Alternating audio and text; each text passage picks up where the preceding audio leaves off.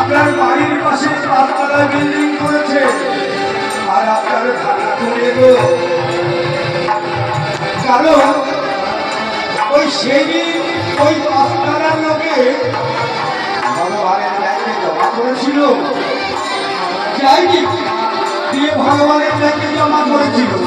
যখন আমার ভগবান এই পৃথিবীকে পাঠিয়ে দিয়েছে তখন ওই যে জমা করেছিল তার সুরে আসলে কিন্তু যা দেবার একবারে দিয়েছে চিনে পরে কিছু পাওয়া যাবে না।